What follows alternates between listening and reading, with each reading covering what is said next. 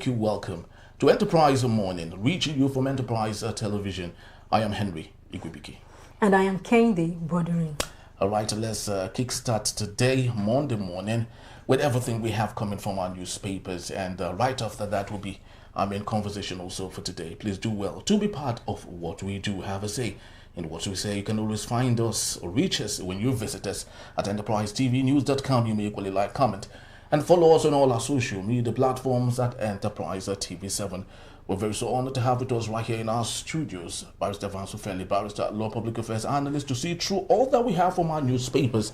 And from there, we'll move on to our main conversation for today. Good morning, Barrister, and welcome. Good morning. Thank you so very much for your time. My pleasure. All right, so let's kickstart today, Kende. Okay, so we have on Vanguard, just on the top strip, we have, we are not borrowing for 712.3 billion naira Lagos Airport projects, and this was said by Keyamo. Yes, that's the Minister of Aviation. And the big story, silent killer, soaring drug cost, ignorance, fueling, hypertension, and that. Okay, we still have killings. Benue leaders seek EU, UK, US intervention. And also we have unprecedented windfall as stock investors gain 25.7 trillion naira in 7 months. Wow. Good for the capitalists. Yes. Yes. So what else do we have for Okay, we have no zone in North marginalized by Tinubu. This was said by Kaduna. Yes, Kaduna Governor. Yeah. Abba. So let's talk about the issue on killings. Benue leaders seek EU, UK, US intervention. Barrister, have we gotten to this level where we can't take care of ourselves any longer? We've been there for a long time. I mean, this kind of, the US have a cut-off age, largely. So now it's just private institutions abroad that are interested, those ones interested in charity, where you have perhaps a very rich individual, an industrialist, a business tycoon, like Bill Gates, and few of them all over the world. And it depends on where their interests lie. Not all of them have interest in just charity. Charity channel towards education, charity towards displaced citizens. All of them have passion. Yeah. They have the area where they... But now when a country collectively, a state collectively, they are so helpless to the point where they have to reach out to the European Union, to organizations across border. A cause for serious deliberation. You understand? Just over the weekend, Chimamanda have said that the middle class, the once known middle class in Nigeria, have been reduced to beggars. Yes. And I'm begging. The middle class people are begging. So when the middle class are begging, the ones in the lowest cadre, the proletariats, and the very vulnerable in society, the disabled, the homeless, destitutes and all that, where's their place in this society? That is why the same last week, Femi Falana SN called on the president to prioritize the welfare of the citizens. He should stop asking governors to go and do that. He should do that at his own level. Okay? So all over the country, this cry is there, The only people who are in opulence now are the politicians who even 2 weeks ago, it is now 2 weeks, a week before this week, when the US government, tweeted about the same situation. So that's concurrence of that voice. In fact, there's no law that says you cannot reach out to anyone for help. That's the truth. But this time around, it's for the killing. I do not know. Is it that they are desiring to have some form of military organization come help them reduce the killing? Yes. I know this one is tied to... Yes. No, because the killing also displaces people. The help is for them to come and help in combating this crime, of killing people, you understand? But, the resultant effect of the killing is what I'm addressing wholesomely. Okay. So, calling for help is a natural tendency of a society that is not getting the kind of help it requires or a desire from government. Okay. Yes. Because if you look at the last onslaught in Benue State, over 200 people, is it 200 or 2,000 people? No, 200. 200 people were killed, and it's been ongoing like that without not abating. You have a governor in that state, you have the Nigerian police force, you have all the enforcement agencies, but when these killings happen, we don't know where they are. We don't know how they're able to. In that one, we're told that the local police station put up a resistance. We're thereby overpowered. Okay. Any reason that would warrant that would mean that that police station may not be as equipped as the force that came after them. Okay. An average police station, you don't have more than 20 operatives. You understand? In the country, because others are serving VIPs. So, more states will join that net in the days to come, because the insecurity is getting worse by the day. Okay, and it appears government is not responsive. The DSS DG has said that communities should protect themselves. I said it some time ago. The police, they used to say it indirectly too. When you go to a position to report that someone has been kidnapped, they'll ask you to go and pay ransom. Now, when they kidnapped their DPO, they went to pay ransom. So if police ask you to go and pay ransom, what it means is that everything is finished.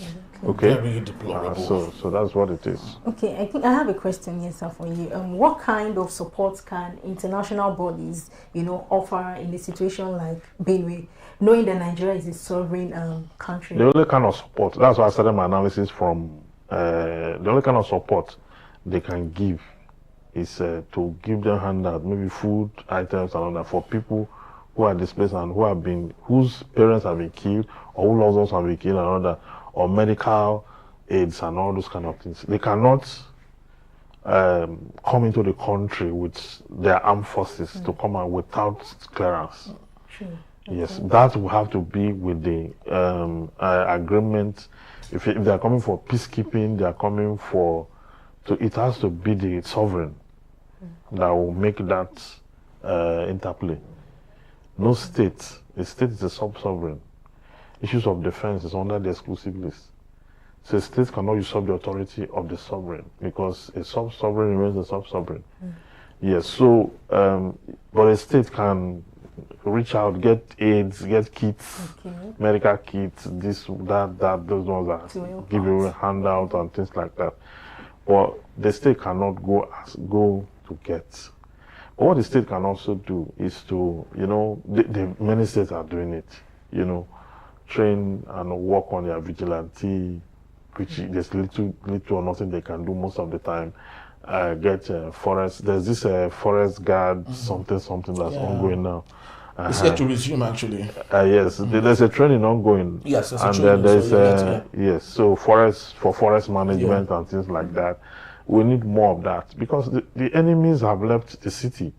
They're in the forest. It's from there they plan all the attacks. So when they come into the city, they hit and they run back. When they kidnap, it is in the forest that they, keep the captors and ask for ransom. So the forest now have become a major target for this. In fact, the forest have become a security risk place, where every state needs to comb its forest to plan and manage and guard it against external aggression, against kidnappers. Delta State is doing it already. In Delta State, some individuals just took the initiative. I don't know where they got AK-47 from. I don't know where they got guns from. But they took the initiative and they are going to the forest. The last one they went, they intercepted the kidnappers in the bush. They were able to kill 2. Others fled. They fled and left the ransom. So they packed the ransom, and the 2 persons that were killed were thrown away and all that. So maybe many other states, because in Delta State they stay somewhere far away from the forest and use a drone to comb the forest. Then the drone is able to give them location. And these are soundless drones. It might be up very far up, you will not know, you won't see it. But it's able to give a 3D camera view of the entire forest. So from there, they're able to spot the kidnappers spot their victims and all that, and launch an attack against them, unknown to them, and they were able to kill two. So that technology, that pattern, because security is no longer just for the armed forces or for the policemen, because they kill them all the time too. I mean, they too as victims, as just ordinary citizens. So a time has come when we'll all be concerned if we cannot sleep because the enemies have surrounded us. Then perhaps we need to take our guns and go and meet the enemies. That's where it's going to. And that is a strong indictment on the government of this country. Very strong indictment, you might say that. Yes. And I just sincerely hope that this will be taken to the northeast of Nigeria. Just a couple of days back, the military were about to intercept Turji, the notorious bandit. And just about the time they were about to get him, they had a signal from the Oga at the top that they should come back. They should retreat back. And why one is asking, why all of this suffering when we can get the man and we're asked to go back? So the complicity is really it's even easier to get them in the north than to get them in the south. Yes. Because the south is mangrove forest, swampy mangrove forest in the south. Yes. This is where this thing was coordinated I just spoke about. When the north, the majorly savanna areas, so you could see from afar what is going on. Very true. I think other states should adopt this initiative so that at least we'll have like it's going to relative peace and ability to map everywhere and get everyone. So Barrister, let's take a look at this matter. We are not borrowing for 712.3 billion naira.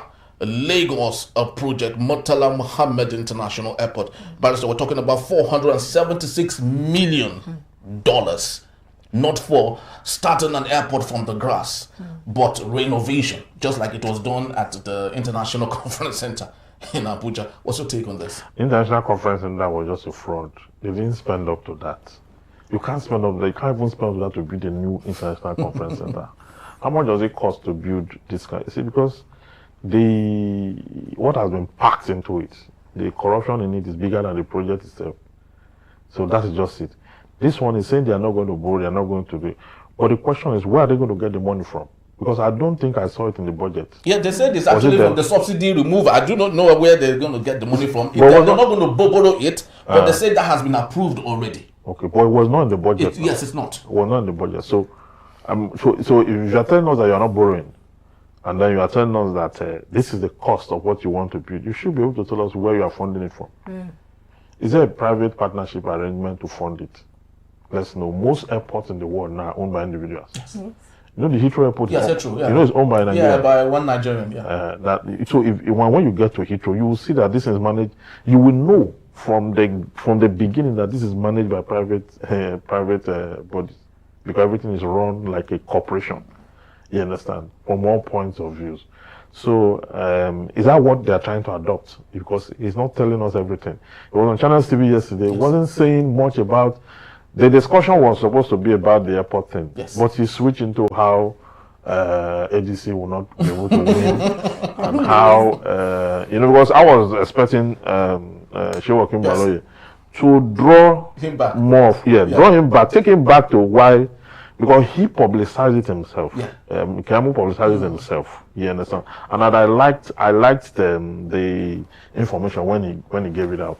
But when the program started, I mean, was he told not to say too much about it?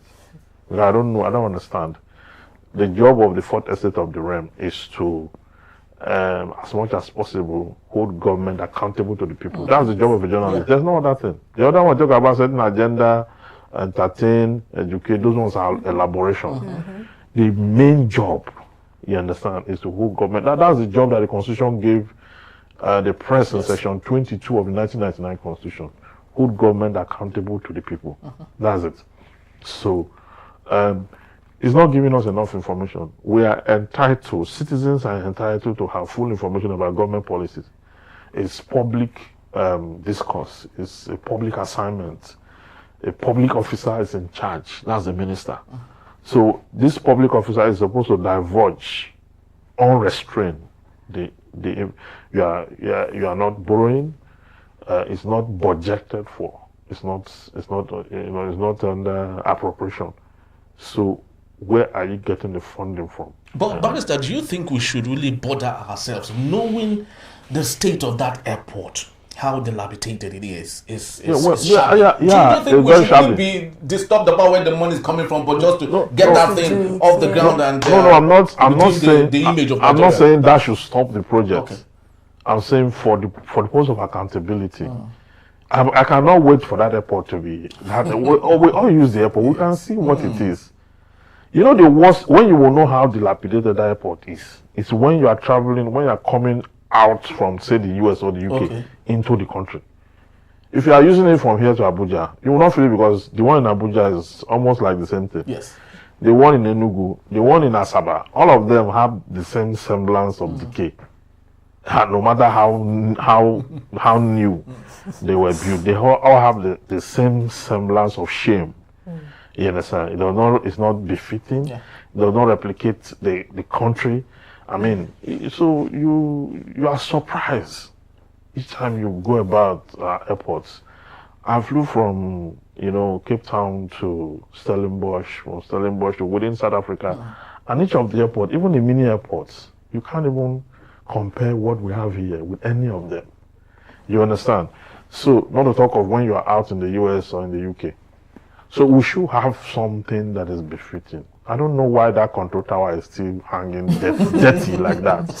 The two of them facing each other, dirty and rubbish. Built in 1979. 1979, a long time ago. A long time. You understand? So when he said they are going to scrap it bare, and I was happy. I mean, because for once we are looking at, taking down the carcass and building something that's befitting. It's worth it, because the last time they did the wrong way, because now you cannot say the wrong way, and the wrong way of standard. Okay, it's better now. No, very well. Okay. Because they are, when not Hadi Sirika, the woman, the lady before Hadi Sirika, that did that project, yes, exactly. Then there was a huge turnaround maintenance, but the maintenance didn't go through. They only built a new wing, a fresh new wing. Okay. But on the old wing, the plumbing, the carcass, everything is, I think that's what the focus is now. So that I can blend with the new side of the international airport. And that for me will be a good one if they can complete in 22 months, as they have said. And it's going to be for 22 months. What it means, therefore, is that say by the end of this government, we should have it running.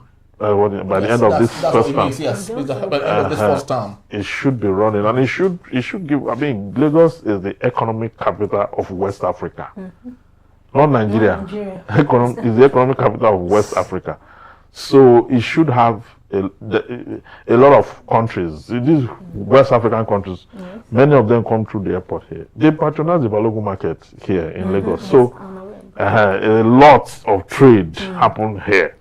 And from here, Lagos to London is the busiest route in the whole of Africa. Yes. Lagos to London, Heathrow, is the busiest in Africa. So we are strategically positioned. We have the population, we have all this. So let us spend this money on projects that will give us a facelift. Then when people come into the country, they take us serious. Because it stands now, when people fly in and they are not expecting much, they're not expecting more. Everything is not in order. And funnily, and it's unfortunate. Barrister, when he was being asked about the Wi-Fi unavailability at the airport, I was so ashamed that we cannot get simple Wi-Fi, something CC hub. Some malls can readily give you Wi-Fi. Yes, see, to get the Wi-Fi in the airport, it's just a question of initiative. It doesn't need all those planning that Keanu was talking about, how the two agencies were battling. Who should control what? Yes, now you don't have to pay. You don't have to pay. The internet provider will put adverts on that internet. Anybody logging on first will view the advert. So the advert is what they will get their destination from, and then they too, the internet provider too, we collect money from other organizations and put their adverts there, because it's a big deal, because it's a gateway. If you go to the UK, any of the airports, once you land, because usually travelers are stranded when it comes to internet, because you are flying from your country with your own SIM. Yes. Most time when you get to that place, it's either you roam your phone, Okay. or you are relying on the internet of the existing place you are. And then if you roam your phone, not all the time you may have the kind of network you need. Okay. Yes, because most times you get to in November last year, I was going to the US. I went through Qatar. When I got to Qatar, I wanted to inform my family I was in Qatar. So I roamed my phone, it didn't work. So I had to use the Wi-Fi in the airport. Now you have many options, and 2 out of the 3 they have were working. So you could do whatever you want to do. And as you are viewing it, you see adverts popping in. Those adverts are popping in. So it pays for itself. So this one is saying, is it going to cost government anything really? I don't think so. Because already said 2 organizations are fighting. Yes, are fighting.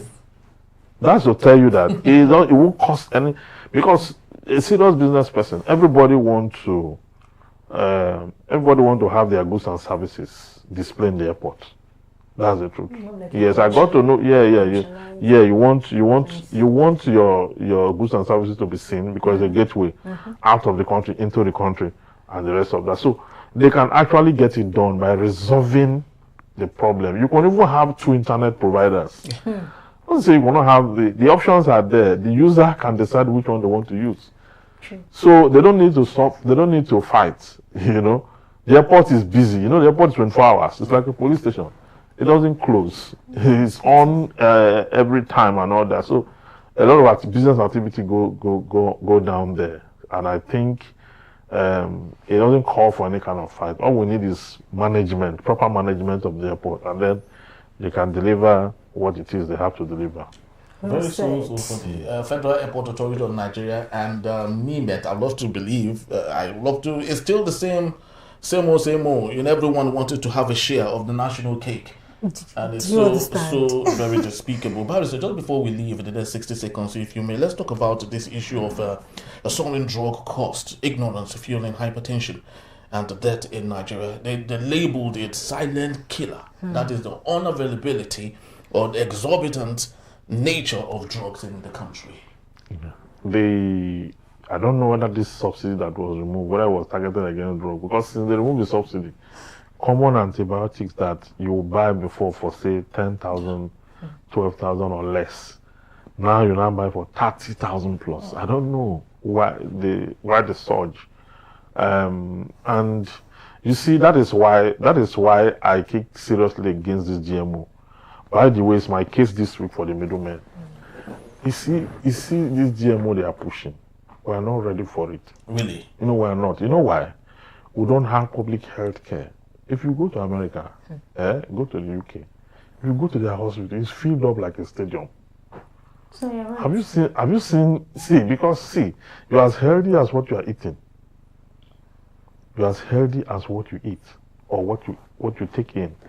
So a country that does not have public health care that will stem whatever it is you are going to, because of the health implication of GMO and the rest of that.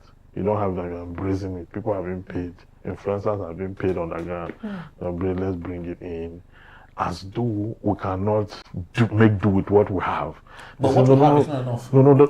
Recently. Because they say, hold on. They say, yeah, true. It's me too. They said what we have is no longer enough because our farms have been eroded by insecurity. Yes.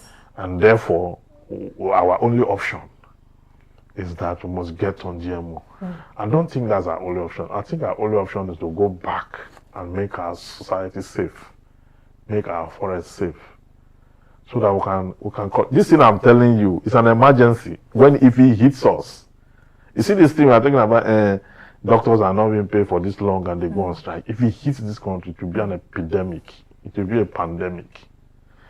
Because, we don't have the medical know-how. Even if we have the medical know-how, we don't have the machines. Even if we have the machines, people have no disposable income. You understand me? Yes, people have no disposable income, and government have no insurance policy. In the US, in the UK, you just rush to the hospital. Insurance takes care of you. I mean, you already, you have medical insurance running. So you don't need to bother yourself. Why we go to India and go to all these places to take medical care and we are asked to go and bring, sometimes asked to go and bring 50 million, 80 million, 100 million and above, 200 million and above, just to attend to prostate cancer or some of the terminal diseases. Yes. It's just because we have no insurance. The citizens there that are covered by insurance pay little or nothing. Because over time, their premium from where they work, that little they are taking from them, over time accumulates, can take care of even heart surgery. In some of these countries like Denmark, Iceland, Finland, Netherlands, the insurance cover every kind of ailment. In some countries, they will tell you that if you have to do the heart, if you have to do this, and this, your insurance may not be able to cover, or it covers half, or covers parts. You pay part or something like that. There is some countries they've programmed it, but in Nigeria you don't have. But is it an issue of the government? Because most of those insurance companies are owned by private individuals who are running it. Government will ensure the policy. It's compulsory. Government will make the law on insurance, on health insurance. Government will enforce it. I'm not saying government should bring the money. You understand? There is a federal government where they take 5%. Yeah. The one that the other lady, when they say embezzle money, sometimes EFCC. Yeah. You know, that has to do with when you have injury in workplace. So there's a particular amount there.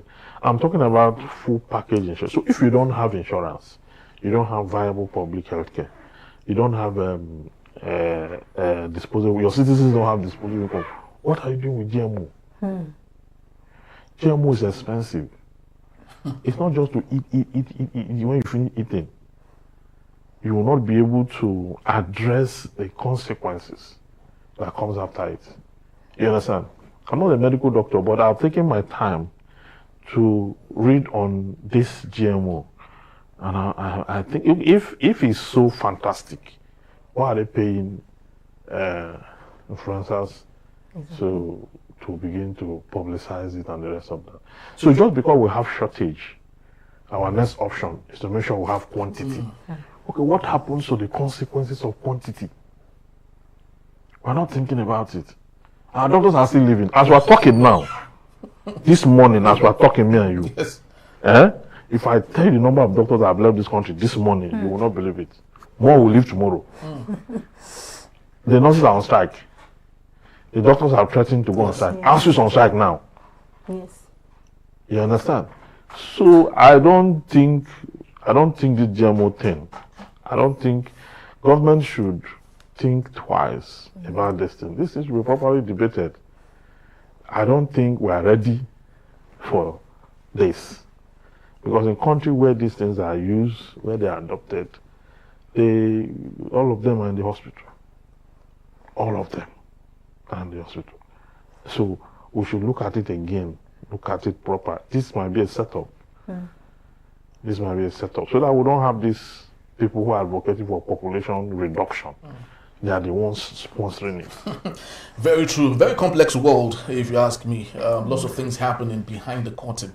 And we just hope that we don't get affected. But most importantly, the parliaments, the parliamentarians, I just hope that they are good enough to even read through the books. Most of them don't even read. You pass all of those things to them. They don't even know what it is. They just, standing on the mandate, and they pass it. And we will be left with lots of GMOs all over the place. But let's see how that goes, Joe. Barrister will be here to take us on our main conversation. When we return, Peter Obi vows to serve only one term. It's still Enterprise Morning. Please don't go anywhere. We'll be right back.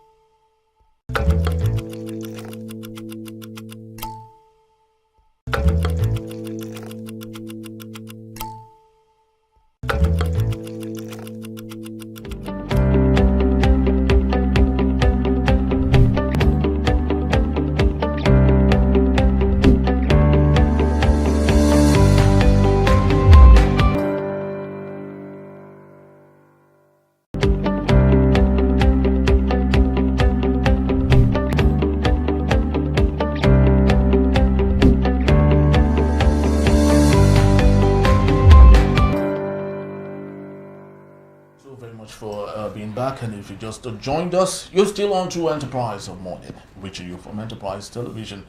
Let's head straight to our main conversation for this morning.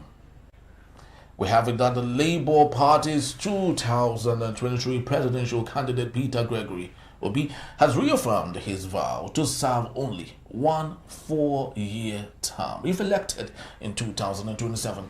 His statement shared on social media appeared to respond to Anambra State Governor Professor Chukwuma Soludo, who mocked the one-term promise, suggesting such a politician needs a psychiatric evaluation. Obi countered by citing leaders like Mandela and Lincoln, who made lasting impact despite short tenures, stressing that meaningful service does not require extended time in office. Obi said his commitment is rooted in purposeful leadership, not personal gain. Very true, and Obi emphasized that he has always kept his promises. Pointing to his record in Anambra State, he pledged to focus on governance reforms, education, healthcare, small business growth, and transforming Nigeria into a production-based economy within the 4-year period. Meanwhile, a source within the African Democratic Congress, ADC, confirmed that Obi has not officially joined the party, but he remains actively involved in its coalition efforts. The ADC granted Obi and others, including ex-Kaduna Governor El-Rufai, special waivers to retain their party affiliations while working toward a stronger opposition front. The arrangement is expected to remain until after key elections like the Anambra governorship. All right, we still have Barrister Francis. Thank you so much, Barrister. Thank you, sir, for joining us. Yes. Barrister, there's a little bit of a contradiction here because I listened to Chukwuma Soludo while he was giving that address to his people. He said, I'd love to quote him, he said that Anambra State governorship is based on zoning. Therefore, that it is the turn of his senatorial district to govern the state, and the next turn would go to some other person, and that whoever is campaigning for a one term in office needs to go for a psychiatric test. I didn't see any Obi mentioned in that thing he was given there. So I was surprised when I saw Obi coming to defend what wasn't said against him. What are we? Because I read the story Yes. too over the week, and Chukwuma Soludo wasn't referring to Obi. I know because I saw the story, the background story, and all that. But you know, the issue is that there are people who were online criticizing Obi's expression to the effect that he's going to do one term, especially from the opposition party, who twists things and all that. They're saying that what he's saying is a scam. That is how politicians, but that's the truth also, that's how politicians will come and say that they will do one term. When it gets to the point, they will say they are not the one, that their aides that says so, they did not approve it and all that. But for me, I have so much faith in Obi, whether one time or two time, I don't mind.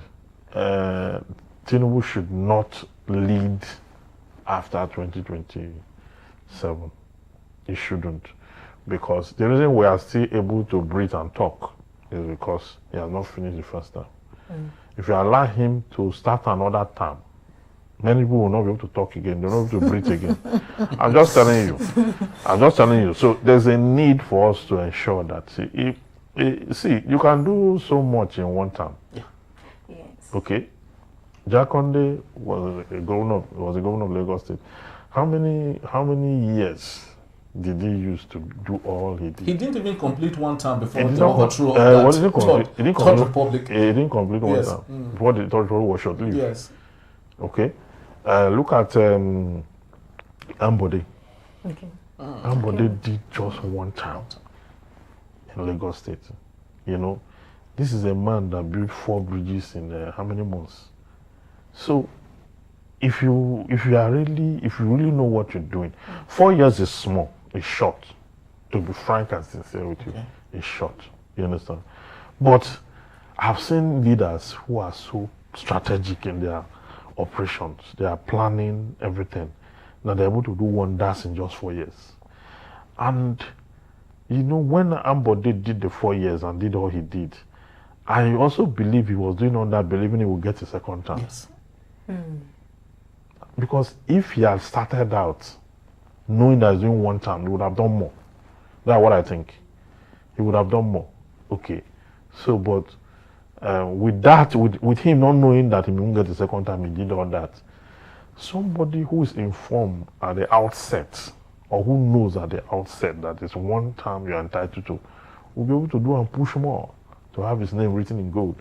So, for me, I think if you give Obi one time, he will try his best to bring things. You know, there are a lot of wastages we see. You see all the wastages we were talking about with past government, it's still retained in this government. So much wastage is still retained in this government. So, someone that will cut off the wastages, that will work effectively with the National Assembly, and that will hand over Nigeria back to the citizens. You understand? Is what we need at this time and age. And I like the way the politics is going, because the APC could not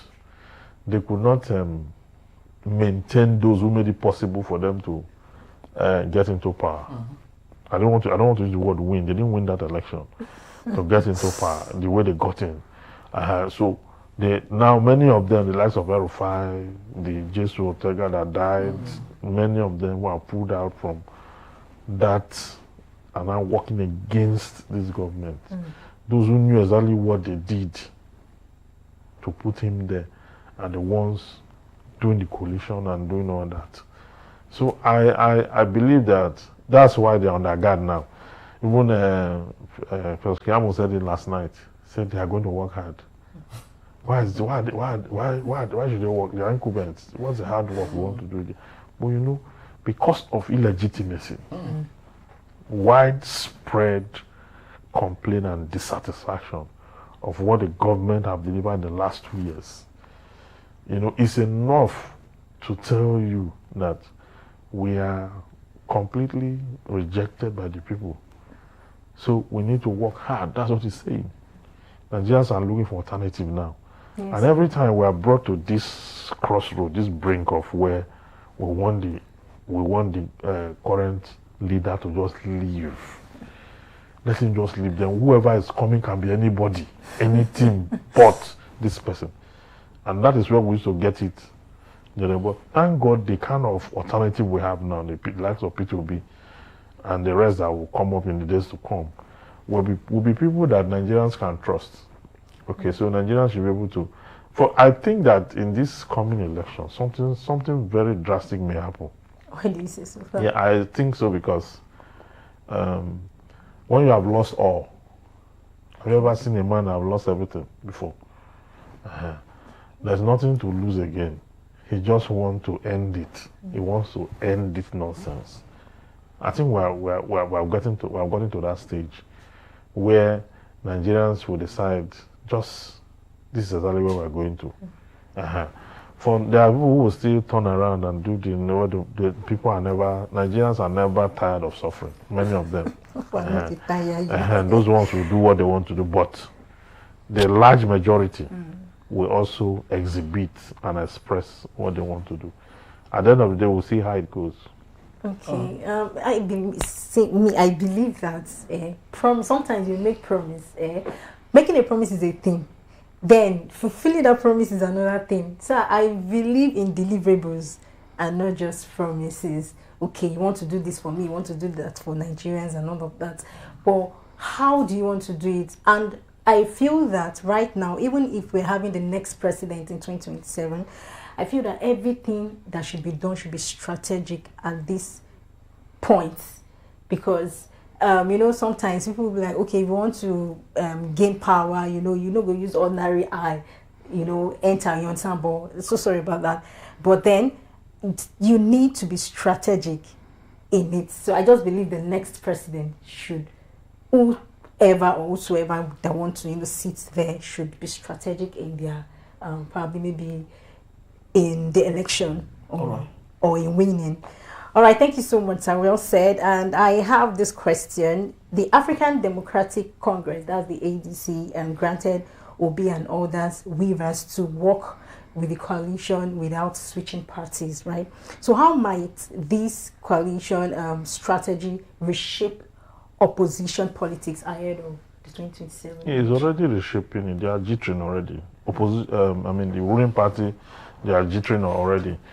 So even though they are saying, the president called them a confused coalition, Keyamo said something yesterday too about that too. Said they are also confused.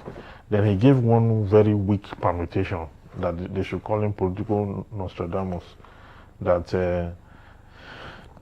if the coalition pick Obi, that the reason Obi did very well in the last one was because all the candidates were Muslims, and he was the only Christian candidate. That this time around, if they pair him with Atiku, said the Christians will pull out. I don't know who taught him that in his saying. Say if they pair him with Atiku, if they pair Obi as vice, then the Christian will pull out. That if they put Obi as the flag bearer, they cannot put Atiku because Atiku have done 2 terms already. Now that if Obi emerge with somebody else, that Obi will not be able to penetrate the north. So we were just doing all those things that he just want to appease his own head, as far as I'm concerned. It wasn't making any sense to me that yesterday, that permutation. They are very wrong. Those permutations cannot determine the wave of support in 2027. The dynamics of support have changed. You know, even those who voted Tinubu in, they are victims. Largely, so many of them, and we can see them turning out, and you know, so the wave of support is going to be anchored on competence, who will be able to deliver, who have the likely tendency or the likelihood to pull this country together and make deliverables.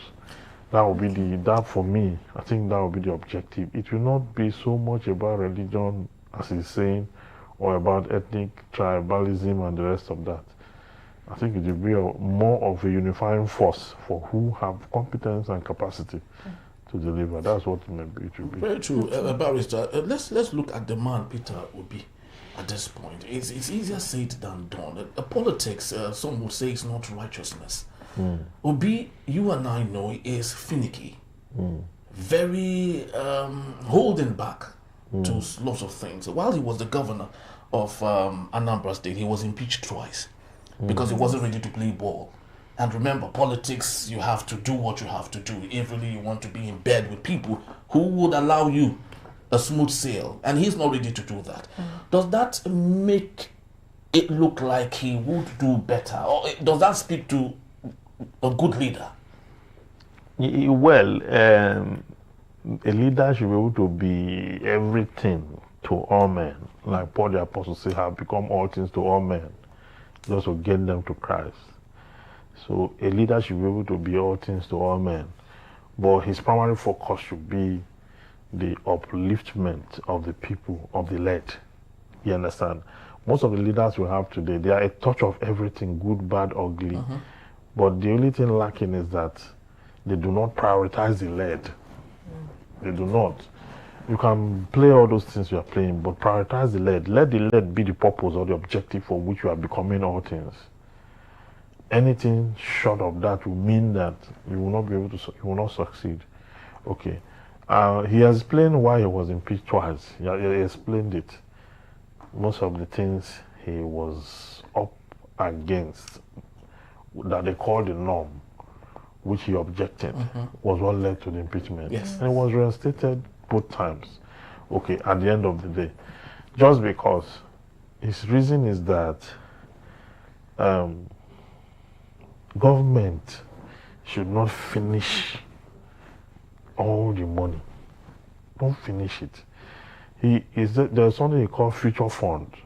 He was saving money for the future generation. He was making plan for not just today, planning for the state for the future, planning for the state for now, for the future, and for later. So they say, no, that's not, the other government will come and do it. He said that's not how it is done. So if he comes with that kind of system, it's not a bad thing to plan for the future of Nigeria. It's not a bad thing to plan for now. It's not a bad thing to put Nigeria in order at every square. You understand? Because the truth is that he is going to be in the executive with ministers. Okay. There's going to be a legislature. Okay. For which if the ADC work hard enough, because it's not enough to make him the flag bearer, give him the ticket, and let him go and win election.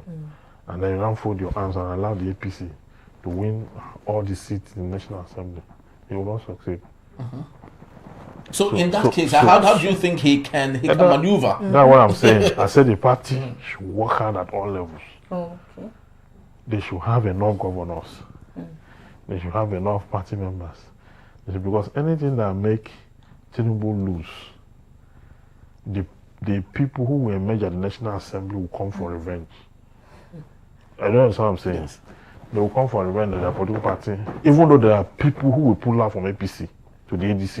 Yeah, there will be a mass exodus. Yeah, because you know, success has many relations, but failures are not found. They will pull out too, just the way they did in this one. But whichever you look at it, you see, the leaders'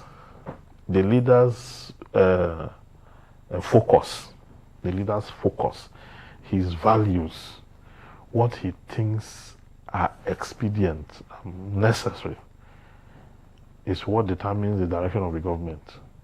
If you prioritize the welfare of the people, public, the citizens and all that, if the government is pro-people, centered on people, there's no way to not gain support, to not gain traction early enough. But how do you now keep away enemies? Because we're talking about enemies are never historical, like the likes of Thomas Sankara, enemies will the never likes of Patrice Emery Lumumba. Yes. Now these were great leaders that were pro-people. Yes. But the enemies within and outside were just not.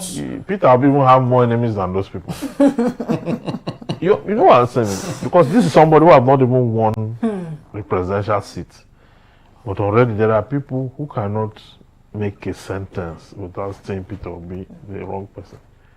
The current political party, they've demonized him. They've called that his statistics were wrong. They've said so many things about him, that he did this, he did that. They've used a lot of strategy, but he keeps telling them, like, go and ask the EFCC. How many governors can do it in Nigeria? Say, go and check my record. That I have only one house in Nigeria. The house is in Onitsha. If you go to any state in this country and they say this house belongs to Peter Obi, destroy it. How many governors can do that? Barrister, on whose side were you in 2014? Was it the Goodluck Ebele Jonathan team or the Muhammad Buhari team?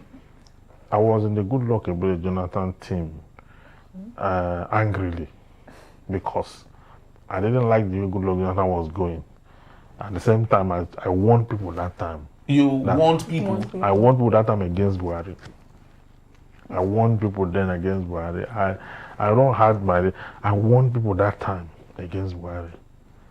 Don't go there. This man cannot lead. I kept saying it. People say, no.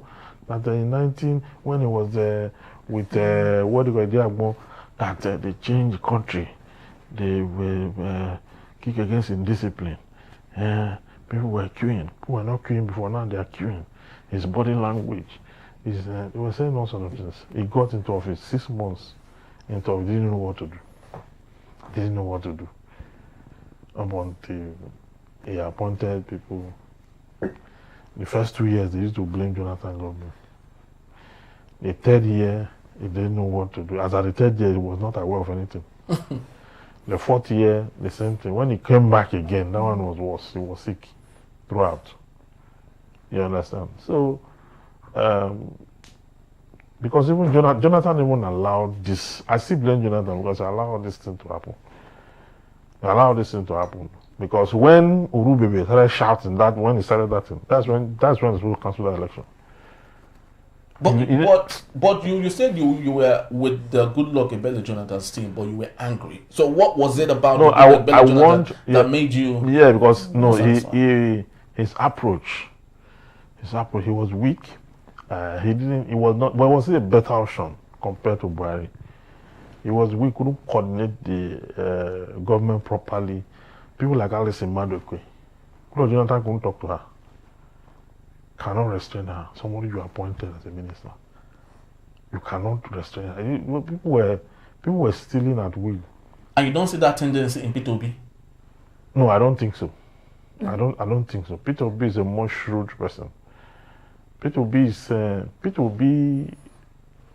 a businessman, will not allow such kind of wastage. For me, I don't think Peter Obi is like that. I don't think Jonathan is too good to lead.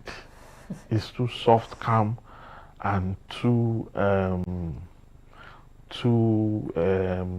accommodating to lead. It took Farida Waziri to come to the TV to say bluntly things he shouldn't say before Jonathan sacked him. How many people could Jonathan was able to sack after that and say, you know what, just go? Apart from Farida Waziri, the EFCC chairman, then who again in that government was able to fire? Even if he did so well. Under pressure. So, I mean, Peter Obi, for me, may make a better. He has his flaws too, definitely, because you cannot find a perfect leader. But what we can have is, if we can have a leader that can redeem the people. You see, this whole thing about that can redeem the people and then channel a focus, and then we see the economy growing by leadership. Then we'll be able to say, hey, this is making sense. But if you are not able to get a leader that can redeem the people, you are not able to get a leader who can put an end to wastages. Look at what's going on in this government. Look at that budget, the first supplementary budget, what it was meant for. The whole thing was a waste. You would have used it to change a lot of things. Yes. 5 trillion. Yes. So that 1 trillion inside of 5 trillion would have been enough to even fix the Murtala Mohammed Airport. They would have fixed it with it. But what did they do? They bought cars. They bought yachts. They bought tour crafts. Yeah? That's why the US government tweeted. See what you're doing with money. See your citizens. You cannot be spending this kind of money and then your citizens are living like this. It's wrong to do that. You don't do things like that. So they won't caution. And I don't think under Peter Obi that kind of thing will happen. It's uncalled for. Well, we'll wait till then. We'll wait till then. I remember President Bola Ahmed Tinubu said that it's not about saving. That what good is it when you save when your children are hungry? Yes. Yes, Peter Obi would save, but Nigerians might still be hungry while he saved. Does that make sense? No government can make everyone satisfied. No government, yes. No government. I mean, even Jesus said the poor will remain with you. You're not a statement that he made. He wasn't saying more poor people should emerge.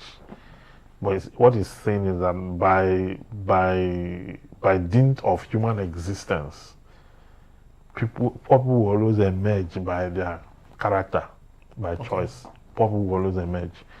So poverty is not what you can eradicate. You can actually reduce it. There are people who, by being lazy, they are poor by choice. So they will not lift their arms to do things. So there's no way they will not emerge poor. You always have them, but we're talking about the average. We're talking about the aggregate. You understand? How many people should be poor in a country? You understand? The people who are poor, people who are able, people who have read up to PhD level still be poor in the country. That's what we're saying. We have the dysfunctionality. So should people be poor because they are unemployed? They are willing to work, but there's no job. You know, that's what I'm saying. If you have that, you have a crisis in your hand. You have crisis in your hand, okay?